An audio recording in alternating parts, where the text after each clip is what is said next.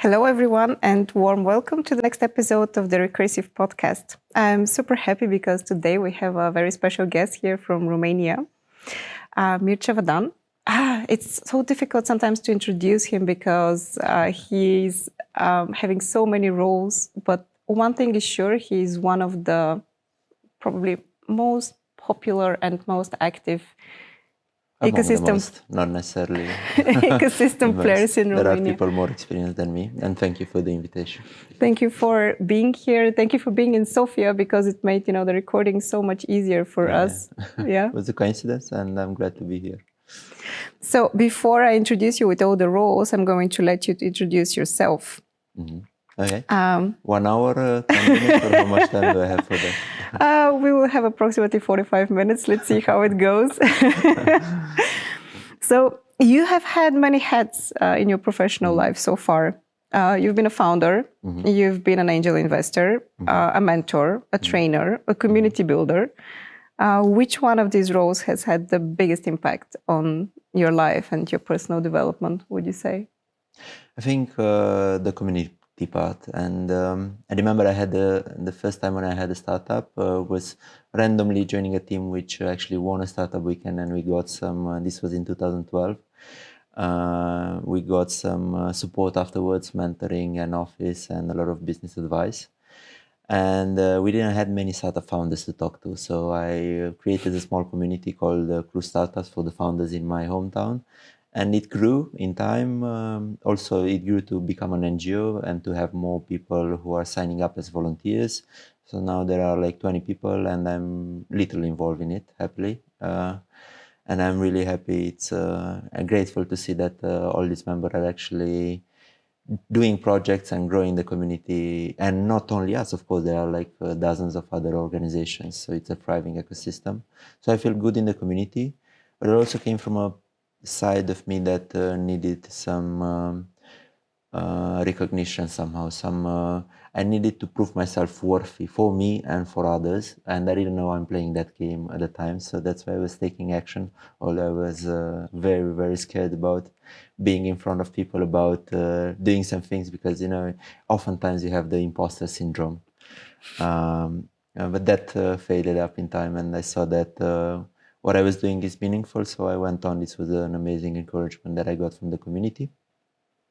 And then it came to form other organizations, which based on the needs. So it was always based on what I saw in the happening in the community and what the community needed. The Fresh Blood community, which is for health tech startups in Romania, which grew as well with an independent team and funding and amazing projects. Then Transylvania Angels Network, which is a group of angels in Cluj or surroundings, and again, amazing people with whom we had like 10 investments in the past year and a half.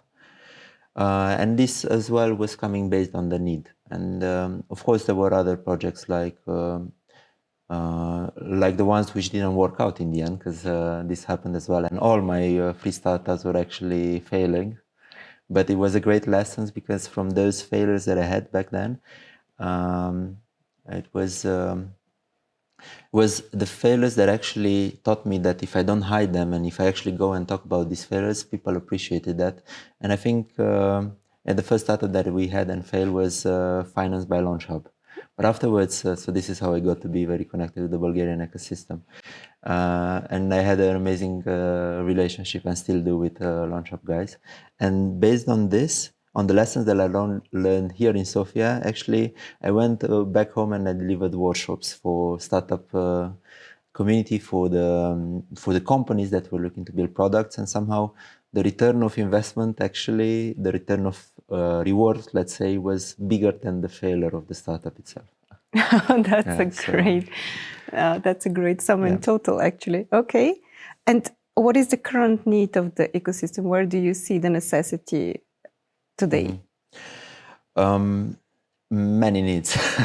So I think it's such a vibrant ecosystem, and I feel glad to see it growing, because like almost 10 years ago, people were saying, "Oh, a startup, we don't want to get involved into that. It's just some kids in the block graduating after university and trying to do some things," so no one was taking them seriously. But now it's an amazing trend, and people see value in it. But this comes with many needs, which are common for any country in Eastern Europe, related to funding, related to business mindset, which is primordial, to marketing mindset, to growing products. But most important for me, I think, is the entrepreneurial mindset. And I'm not referring to this, just the way to do entrepreneurship, but also why you're doing it, and also managing yourself. So even when I had these startups, I always thought, okay, the market didn't want the product, or we had a quarrel among the founders, or something didn't work out. But if I trace back, and I did that afterwards with a therapist as well, I realized that actually it was coming back to me and some parts of my attitude which were not entrepreneurial enough, let's say, and more about managing my emotions, managing the process, the communication with people. So I think what we need the most is to be more aware about what we want, what we need, and how we can accomplish what are our dreams and what are motivation. Because a lot of times I see founders building startups which are actually not, they are not doing it from the right reason. They are not really so motivated internally to build that. Okay. And to create a startup and to grow it. And usually when it's the hardest moment, you actually see this, because you tend to stop and to call it a night and not to work, to close the startup in the end. But it's actually always coming back to the roots of the motivation. So I saw motivated founders who really liked so much, and they were deeply rooted, especially in health tech. Because in health, when you've been a patient, then you feel the pain and you want to solve it. And when you build a product, you can really connect with the users, with the customers. And on the other side, you can also are intrinsically motivated because you've been one of those people and you saw the pain of the people needing that product. And in this way, you actually manage to keep your motivation growing, and you have impact. And when there are some tough times, you actually... when there are some tough time, you can actually rely on your genuine motivation. But if you don't have that internally, it doesn't work out. And oftentimes people jump into action without being aligned with their emotions and with their inner self and what they want. They often say that, leading or being a leader pretty much includes managing yourself and leading yourself. So I can totally relate to that. But I just wanted to go back to a word that you said, so pain. Mm-hmm. Can you give me some examples of, like the wrong reasons to start a startup? So I think because the startup ecosystem is sexy and it's interesting and attractive for people from the outside, that's a wrong reason. I think another wrong reason is to be in the spotlight or to have attention or to be shown in the media. Mm. That's good as well. So it's part of the human need, but that should not be the core essence of why we're doing things. So these are just several examples. Or because I don't know what to do with my life and I'm trying this. It's good in some periods of life to explore and to see what fits and not. But afterwards, it's kind of like in design thinking. You explore a lot of options, but afterwards you kind of go and focus on something that you have impact. And for me, this exploration took 7-8 years, let's say. Oh, that's a long period. With a shrink on the side. No, without. That was just in the past. Okay, you said that you've learned a lot from your failures, although I don't remember you having like major fuck-ups so far. But still, what was the most painful but important lesson that you've learned in these 7 to 8 years? Mm-hmm. And the most important lesson, right? Yes, and maybe also the more... Yeah, to be aligned with myself and to understand myself better before actually taking action. Because I was involved in projects which I was very motivated to do for a couple of months, but then I felt I'm dragging them after me. And that was a big issue because I didn't want to kill the project, but at the same time, I didn't want to go on in the same way. So I didn't know how to exit this. And it becomes an emotional burden. And I think it's a topic, this thing about how we manage our emotions and how we manage ourselves, it's a topic which is not actually tackled in the startup founders area or in the industry. We're always go, get users, sell, promote, manage your team, manage the product. But these are just things which are piling up around what is our essence. And we forget about that. And it's easy to forget with so many opportunities, so many things to do. I think there's so many management books and popular books that kind of, shape our philosophy as startup founders and also as investors. I mean, I'm not going to name them, but the emotional intelligence part is seldomly a topic in these books. It's more like, I'm going to give you a methodology of how to do that, like algorithm 1, 2, 3, 4. But as you say, something which is in the core, in the essence, I must say that I miss that. Yeah, often. I agree. And I remember when I was delivering trainings before the startup career, we were stressing a lot about how to work with people, how to do your own emotional processing, and as well to be aware of the emotions in the room. Afterwards, somehow, when I switched, like this kind of vanished.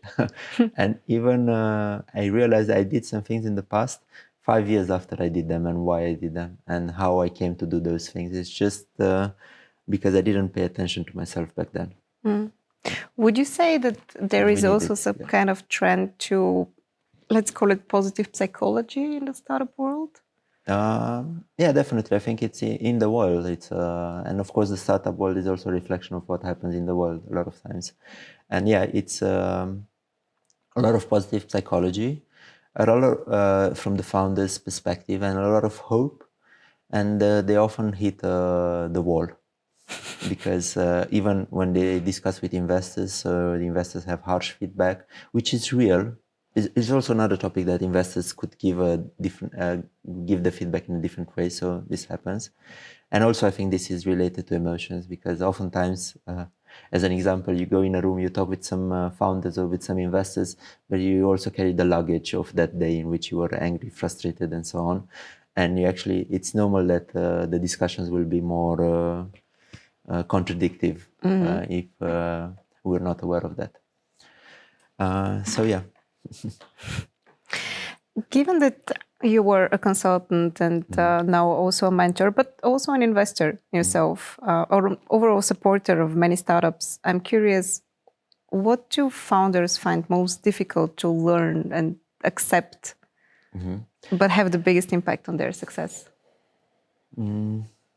So actually, I could answer this by looking at me. What was difficult for me to learn? So it's being biased. So you're always, as startup founders, you're biased towards the positive signals that you have that you see in the market, and you tend to ignore a lot of the challenges and the feedback. So, for example, Luben was giving us some advice from Launch Hub about how to pivot, but actually we were not listening to him for many months. And afterwards, when the things were really bad and realized, okay, we need to change something, and we validated more directions on how to pivot the product, we ended up 7 months later doing what he told us back then. But we didn't listen because we were too much focused on our on what we wanted to build.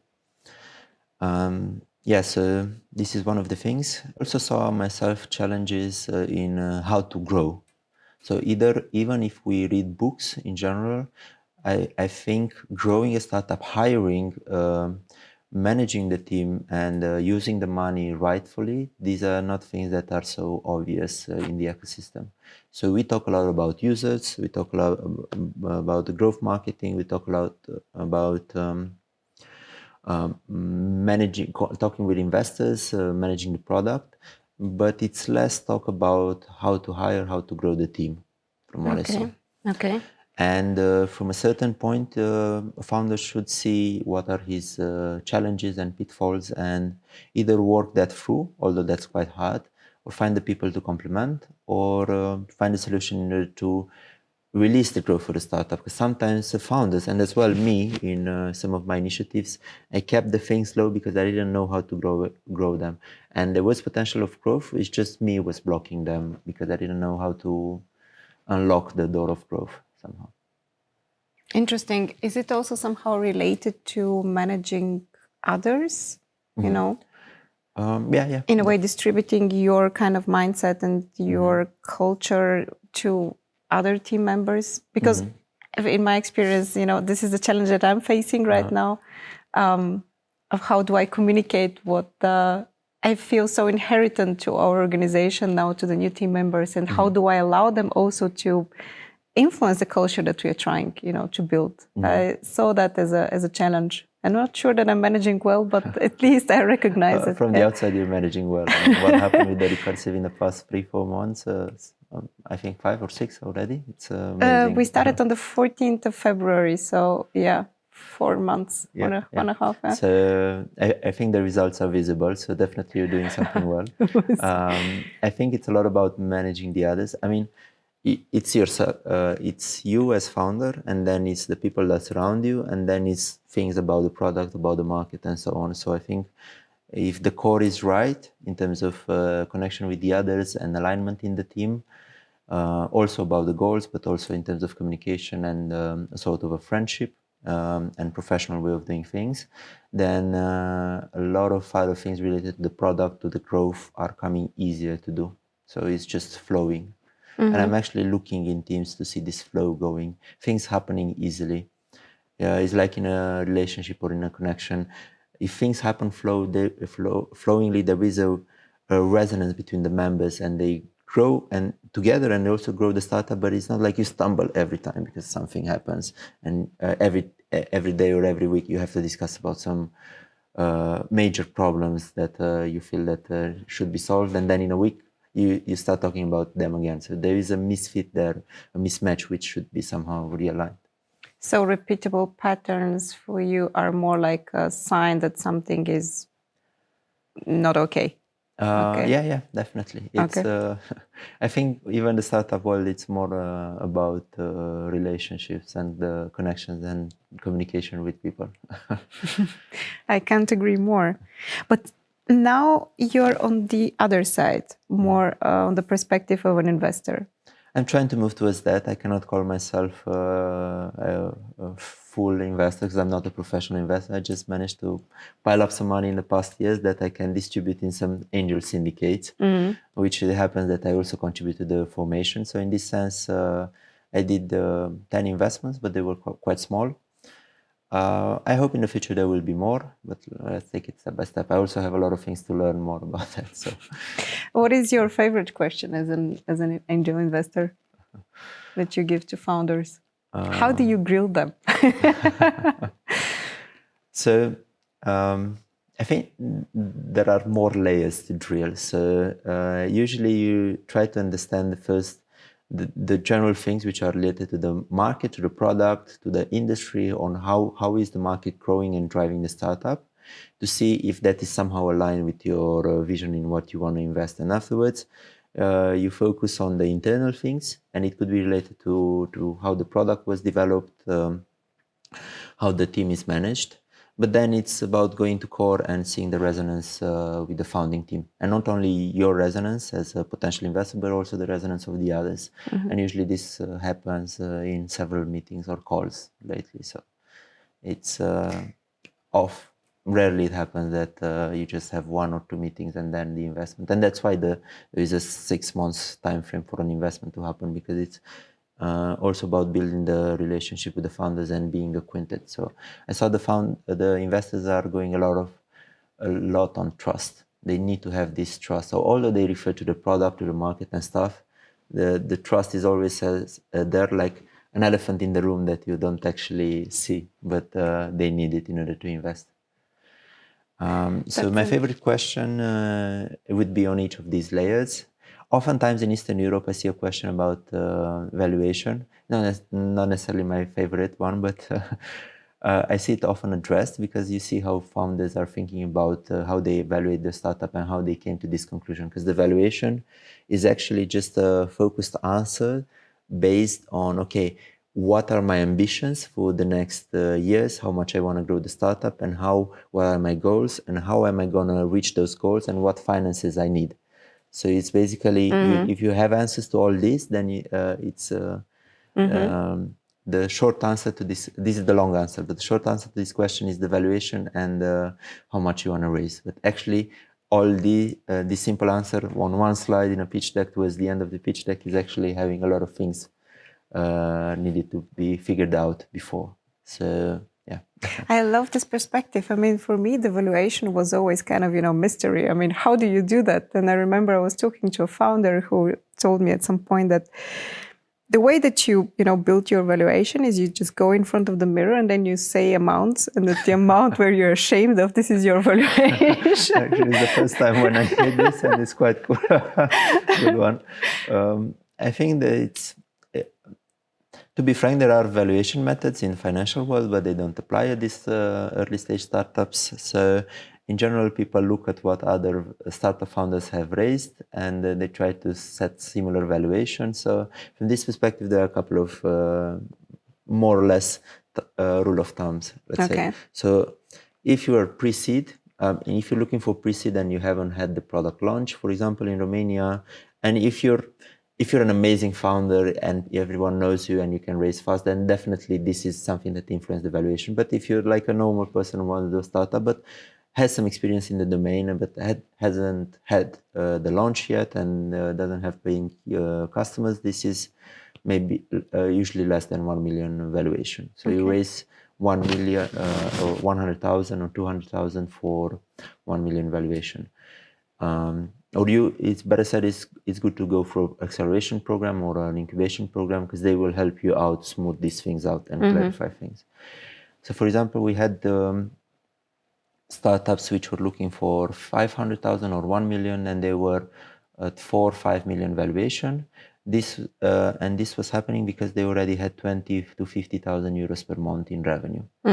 So it's just an approximation based on what we see around and what is acceptable in the investment world. Still, don't you feel like valuations are kind of, especially in our region, going up currently? It's going up all over the way, all over the place, and it's crazy, honestly. And there are many discussions. Maybe VCs are more used to that, but in the angel investment, people put their own money, so they are much more careful about the risk they take. And they're not so sure because they haven't seen so many startups like a VC. So it's also a lot of people investing because they have the money, but they're not angel investors per se. They don't understand the startup ecosystem that much. And in Romania, we see this growth a lot, and it's a lot of education that we have to make in order to onboard these people and their capital to be actually better invested and better used. So we're speaking about angel investments. I found it very curious what you published, I think, some months ago, referring to the past year, the 2020. I mean, we all expected that it's going to be a difficult year also for investments, but you actually stated the opposite, that 2020 was the year of angel investments in Romania. How did it come to that? Is it true, really? Yeah, based on the numbers. So I like looking at the ecosystem and trying to think what will happen and to analyze it. So I come up with this kind of article reports from time to time. And in this case, being involved in Transylvania Angels Network and communicating as well with the other networks in investors, I saw a couple of things. Although we were quite shocked in March or April, and people say, okay, there's definitely going to be a fall down in investment. 2 months, people were quite kind of off and careful. But afterwards, things kind of came back to the normal. And the second part of the year was quite crazy. So I think besides the pandemic shock, actually having so good growth in the past years and people being more aware about the startup trend, they decide, okay, what can I do with my money? And some traditional ones were more thinking about the normal businesses or real estate investment, as it happens often. They thought, okay, let's try with this startup thing as well. So it was a peak somehow that the trend, the economies were going well and people had money stuck up, and as well that the startup trend was growing and people were looking what to do better with their money. So it was a mix of factors which led us to this. Would you say that this kind of trend was also influenced by the appearance of first a unicorn and now, I don't know, how do you call it, a decacorn, a mammoth, Something like that. UiPath? I can only guess that it affected a lot, also the awareness of not only founders, but also investors. And Yeah. So it's a cycle. On one side, a lot of investors VCs who didn't had UiPath on the radar to invest. They thought, oh, we don't want to miss this opportunity anymore, an opportunity such, so let's pay more attention. So this was good. So for example, I was in San Francisco with some colleagues 2 years ago, and we spent there 2 weeks, and there were really, really big funds who said, okay, let's meet with you. I mean, we did cold outreaching, let's meet over here, because we heard about UiPath, and we want to understand what the hell is going on. How come UiPath grew so fast and big? So let's not miss another opportunity. And there were even funds from US who said, okay, we're going to do a tour of Romania to promote ourselves here, to be more present in the market, or in Eastern Europe in general. This is really cool. So it happened. And on the other side, what is very interesting that we will see in the next 2-3 years is that once an IPO happened, in this case UiPath, we will see the employees who had some shares. They will think about what to do with those money, and being familiar with the tech and startups ecosystem will actually decide to invest in startups. So I think there will be more investment happening based on this, and this is a cycle that people saw in the Bay Area in San Francisco, because every time a startup was doing an IPO, a startup was already big, was doing an IPO where actually the real estate was growing, and investment funds could raise some more money from other people who were selling their shares, and then more angel investors were popping up. These are interesting dependencies. I think you actually guessed my questions. If the capital which is now being gained by the startup founders is going to be reinvested somehow in the ecosystem, because I think this is. I had a conversation with Milan Ivanov just recently from CEO Angels Club and now Sophia Angel Ventures, who said that for the first time, or in the last couple of years, for the first time they see ex-founders coming from the startup ecosystem who are now ready to reinvest in the next founders, in the next generation of founders. Mm-hmm. And I think this is how you get the wheel going. Mm-hmm. And it's exactly the issue that I see here in Eastern Europe is that this ecosystem kind of need to grow independently, because we don't hear much about what's happening in Bulgaria or in Hungary. There is not that much communication in between the countries. While you are in a bigger market, let's say US, UK, Germany, even China, things can flow much faster because of all the boundaries, artificial boundaries, which are not there present. So you can actually be much faster in raising and growing. And that's why we don't see that many consumer startups here in Eastern Europe, because they have a hard time becoming sustainable in their own market, because it's a small market on one side, and on the other side it takes a big amount of capital to scale in other countries. So you go step by step. But if you do a consumer startup in US or in China, even in Germany or in Poland, for example, you can scale because you have mass of people to whom to promote. And Romania, for example, it's a sort of a trap in this sense, because it seems like a promising market, but if you narrow down to exactly the people who could use the product, it's not going to be so many consumers, and it's going to be a slow growth. And until you grow to actually go to other markets, there will be, in each of the countries around, there will be other startups doing the same thing. And you'll not have space to grow in another country. True. So it's big enough to seem appealing at first, but it's small enough in order to have a limited growth only. And if you're just as passionate about innovation as we are, hit subscribe for the Recursive podcast on YouTube or your favorite podcast platform.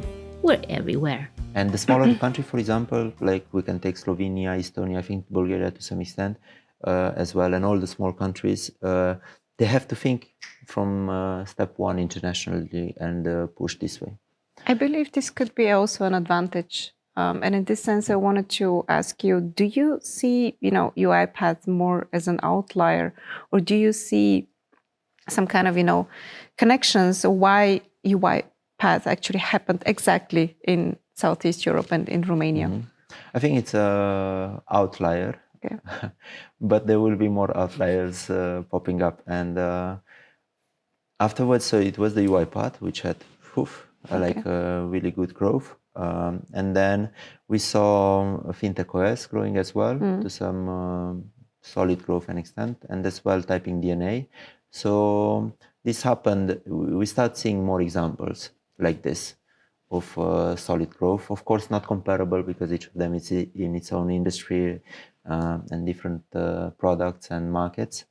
But we will see more examples of this. And I think this is the first, the most important impact in UiPath of UiPath in the ecosystem, to see that we can actually do it to this extent from Romania, from the base, even if the company afterwards grows in other markets and it's a moving part of the management there, or all the management. So you say that the success of UiPath is in a way, nourishing our ambition and our belief that we can grow something really big it's feeding our dreams, I would say, our hopes of thinking bigger. Because I think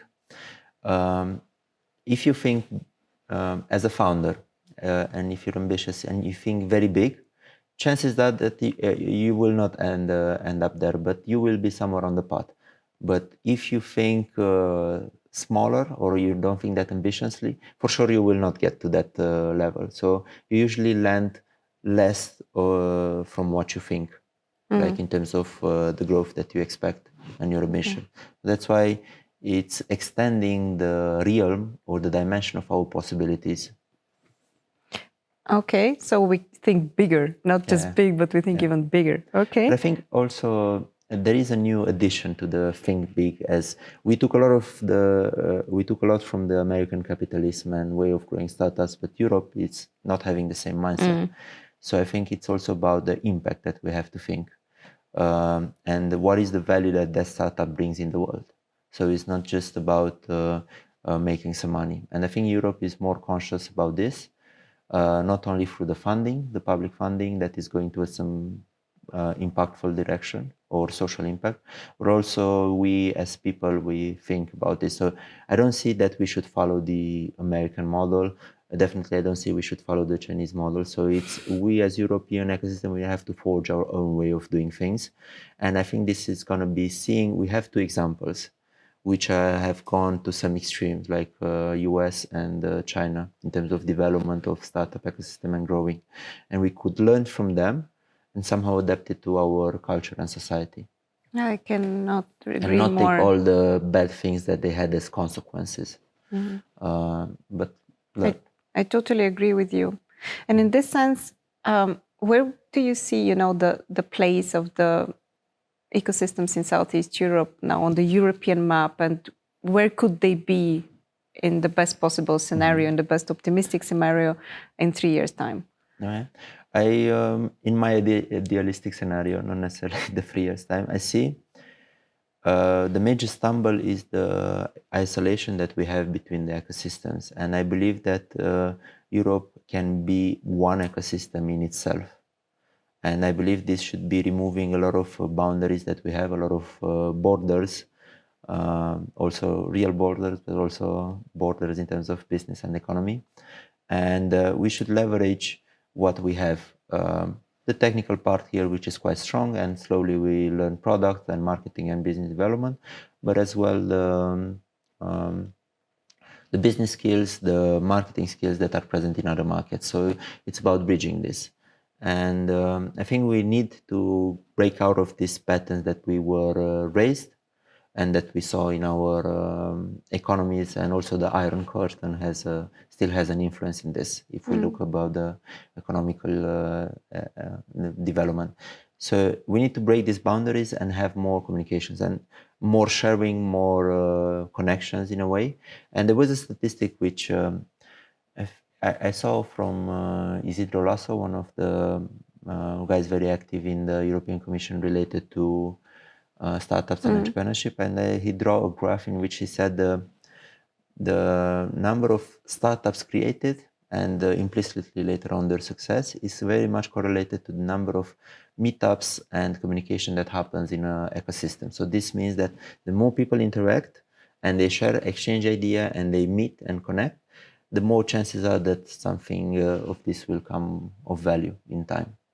So good things happen when you bring the people together and when they exchange. Okay. And I think Cluj had the advantage to have a lot of meetups and a lot of community building people, a lot of conferences, and this created kind of a vibe about Cluj that is very interesting as a city to come and live there and develop your startup. This also was based on the IT industry that we had in Cluj. But so it created a nice view for Cluj, but in the same time, now the expectations are high. The community has to deliver. The ecosystem has to deliver. And in Romania, for example, a lot of reality says that 60% or 2/3 of the startups and even more of the money available for investment are clustered in Bucharest. So this is the truth. I think for Bulgaria it's Sofia. Definitely for Hungary it's Budapest. So we have this, the advantage of the capital city is strong. So I think in Cluj only maybe gathers 20% of the startup related activity, and a couple of other cities are gathering more to make 100%. Yeah. Cities are new platforms for innovation and then also for startups. So this is definitely clear. Okay, then. So we talked about, founders, we talked about investors, we talked about community builders.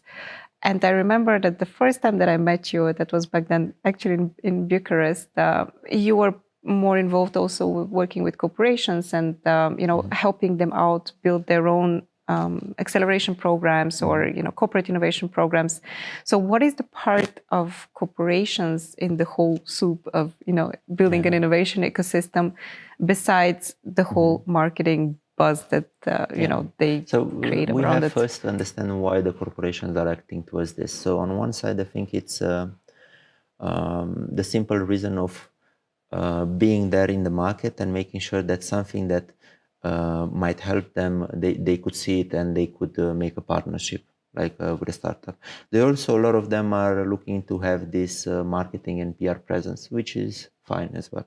And some of them are trying to do programs with the purpose of actually discovering the startups that they could work with inside, to use the product inside, or make a collaboration, so to sell their services better to their clients. So the companies in Romania, at least, that I know well, they are doing this. They're trying to find a way to partner with a startup in order to do a co-sell together towards the client to increase the value of their services.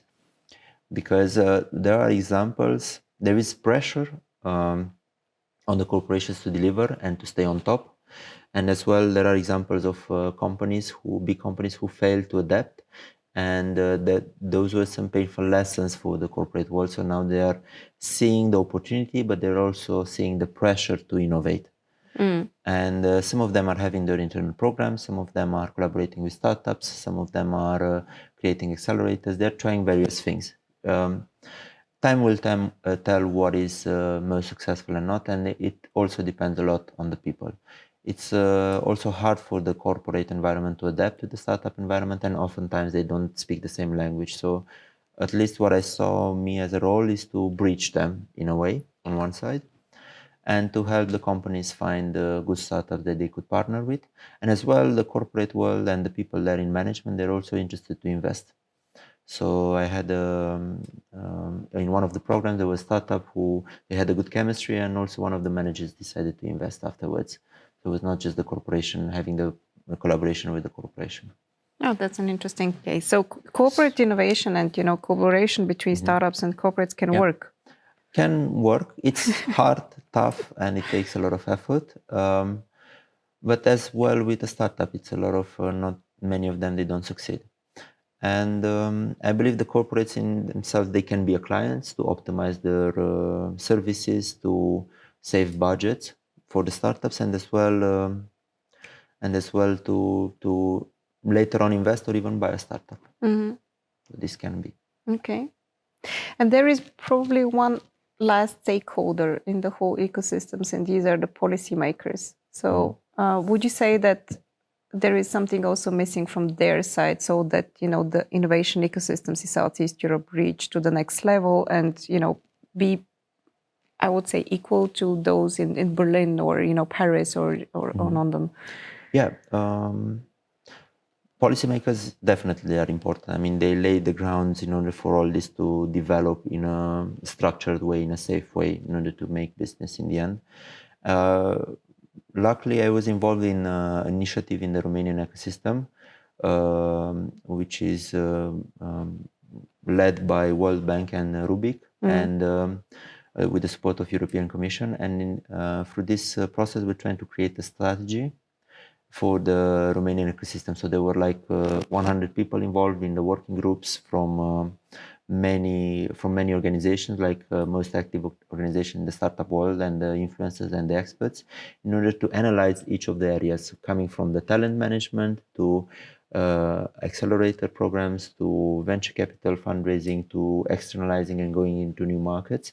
So we worked in a couple of workshops online.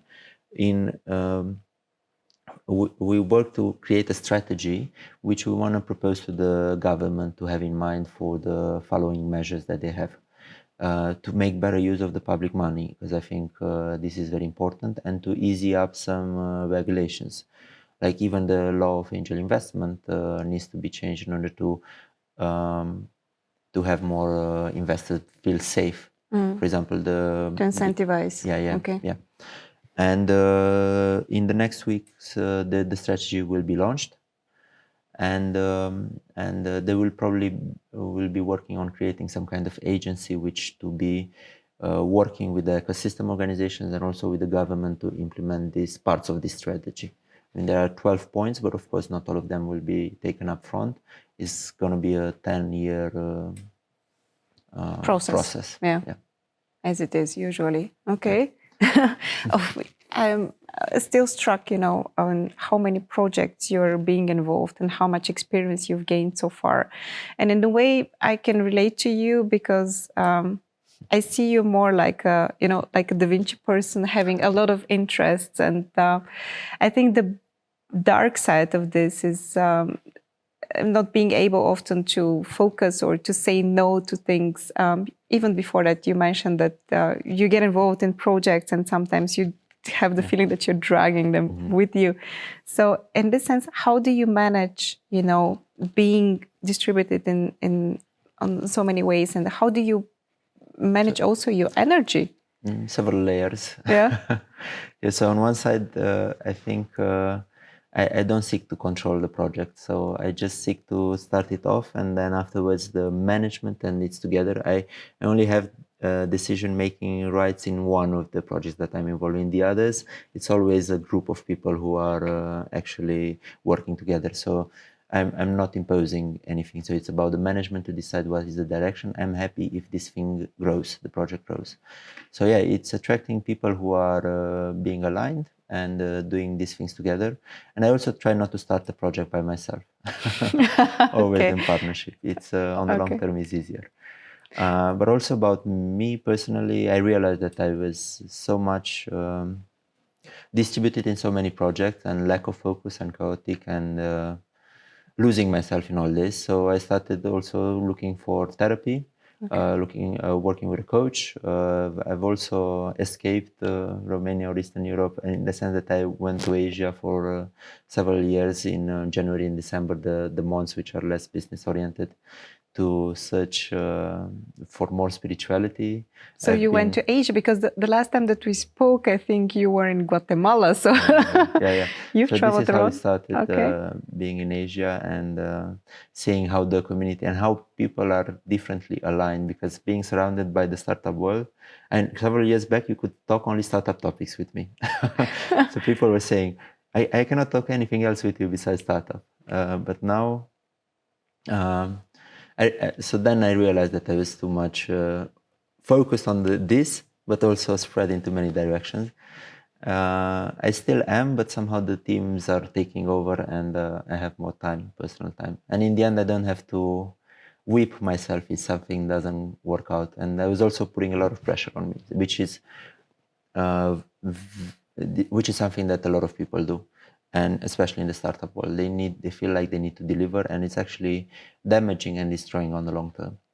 So now, if I didn't reply in a client in the last month for something that he requested, I'm fine. back then I couldn't sleep at night or so. It's not the end of the world. Okay, so I'm just, trying to wrap up, all the good, tips that you're giving me, and maybe also to those who are watching us. So not being a control freak, let go of control, be more the catalyzer in a project, start things in a partnership, manage relationships. Don't realize that the world is not going to end if you don't reply to this important email right away. Okay.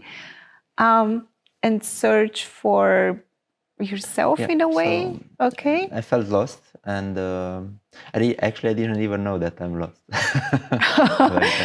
But somehow through the trips there, and also through the ones that I've taken to Peru and Guatemala, together with my partner, we actually open my eyes slowly. And I also practiced several times plant medicine, which is some people might be familiar with it. Search on the internet. It's more traditional ways of actually rediscovering what's missing in me. So I had besides going to a coach, talking with a coach, and discovering all these things, I also had some sessions in which we went quite deep in some practices which were done by the Amazonian tribes. Wow. Okay. And, with plant medicine, and there basically I found out there were a lot of things which were stuck down in me. I pushed them down, and I didn't want to look at it. And it was about my connection with my family, connection with the people around me, my place in the world, and all these I afterwards, because they were brought in my conscious mind, and I actually started thinking much more often about them. And this happened 2-3 years ago. And since then, it's a continuous process, of course. But since then, I released a lot of pressure. And what is obvious now, looking back, is that the pressure and the things that we don't accept and we don't let feel in ourselves, they store in the body. And this is how we develop pains, back pains, or any kind of pains. So we can also express because they are, in an illness. Okay. It's the pressure that we have not actually released. And in time, this creates diseases and creates complications. So once I became aware of that, it was much easier for me to do physical exercises, sports on a daily basis. Much easier to stop compulsive eating, which again is because there is some pressure. Drinking as well. Previously, I was drinking a beer every evening to relax. Now I don't need it anymore. So it's all these things that we pile up in our society through our processes and in our society, because we don't actually see another model of existing. And this is a challenge that I see in America, in Western Europe, in Europe in general, and all these very technologically influenced societies. While my belief is that we should use the technology to benefit humanity, not to become some slaves of technology. And all these things that happened and we see this. I met vice presidents at LinkedIn, or investors, or startup founders in the same sessions with plant medicine. So it was, what are you doing here? So they came actually from Silicon Valley to clean themselves. Just to be clear, so when you say plant medicine, you're not talking about cacao sessions, you're talking about ayahuasca here, right? That as well. I tried both of them. Ayahuasca, but also cacao has some impact, but it's a different impact. Okay. So the tribes were actually using this for hundreds of years before, even more. And there are thousands of plant medicine, but we know maybe like ayahuasca is the most famous. I have seen like 10 of them, but actually there are hundreds of them. So each of them having its own impact. How long did you stay in South America? So in Peru was 2 months, and in Guatemala was 6 months. But it's not like I was just staying there. I was also working online every day. So I had my normal life, especially now during the pandemic, working online. With the team and stuff, but I also took some time for me personally.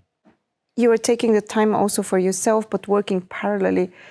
I'm kind of curious, didn't it affect your motivation to work in some way? It raised some big questions, actually. Why am I doing this? Okay. And I saw people who were so much into that they were forgetting the tangible world. But I think our gift in the world is actually, our place in the world is to have some impact in the material world, but not being disconnected from ourselves and from others and from spirituality and from the bigger meaning of the world itself, because we're not going to see a meaning in this couch or in this mobile phone and stuff. It's just some things that help us, support us. But once they, but we attach to things, but we should not be attached to those, to positions, to things, to money, or to other things. They are just some tools for us to achieve something. And I believe it's much more motivating to have this thing, to have a mission into achieving something which is impactful for the community in a good sense, instead of actually just piling up money or piling up material items. Because in the end, it's still going to be an empty thing, empty soul in the end, if these two things are not merged, and if we forget too much about this. And it's very easy in our Western society to actually keep ourselves busy. And this is so obvious with a smartphone. And we have I have the same dilemmas about using the smartphone with, although I'm 35 now, together with my colleagues who are 20-something, some of them. And we go through the same process, the same challenges, because everyone met the addiction to technology kind of in the same time when it appeared and it grew in the world. They were also designed in this way, to make us addicted to them. We went to the peak, yes, and now we have to go the other way around and to find a balance. It's like a pendulum that goes. True. So we need to be aligned somehow in the middle. But wouldn't you say that there is also, certain addiction to busyness? There is certain glorification also, to show yourself busy. Yeah. You mentioned also before that, the pressure to perform, especially in the more Western societies. Some would probably even go further, and they would say that having a startup is, like a modern slavery. So you work long hours, you have your own investors, and in the end, it's not, what you're creating is not necessarily, for your own benefit, especially if you fail. I mean, maybe that's an extreme, but... Yeah. No, not that much of an extreme, actually. Okay. I think it can happen often, and it's easy to slide into that path because we don't see another model of working. And if everyone around us talks about startup, about building and stuff, you kind of feel, okay, I should do that also. And then you step up into the game, and then you play by the rules, and then you see that you're losing some other parts of you on the way. And where are you currently? Would you say that you have found an alternative model for yourself? Do you have your new why, or is it still a process? Not yet. It's still a process, but I know I need to. What I want is to bridge these two things, because I see where we can go if we go the same way as we have been behaving so far. And we see all the. I was just watching The Wisdom of Trauma just a couple of days back, and we see how the society is pushing the habits, and the way we run our society is pushing habits towards breakdown. And if we look at sci-fi science fiction movies in I don't know, happening in 20, 30 years, whenever they happen in the timeline, we see different scenarios of the future. And I think we kind of can imagine very well where we can end up as humanity if we go on to this, the dystopian societies where on one side you have very technological and safe, advanced societies living in the sky, and other ones which are living on Earth and being very poor and living in misery. So it's a model of the future, how we will probably get there if it happens. And San Francisco, for example, was shocking to see drug addicts on the street, and as well the startup big corporations offices, Shiny and Tesla cars just next to each other, and you could see this very freely just by walking on the streets. And this is a way the society can evolve, but we can choose not to go into that direction because we're aware of not going.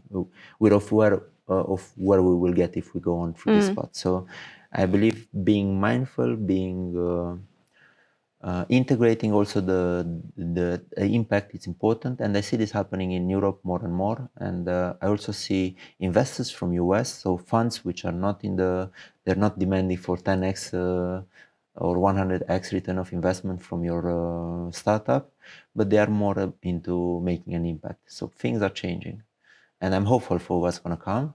But we need more people to become aware, bit by bit, in order to create the critical mass of this change to actually happen. And as we know about the climate change, we're in a race against the clock. So it's also the reward of having more meaningful life and more impactful, but also the stick, the carrot and the stick, stick in the back, which is not yet clearly pressing, but soon in the next years.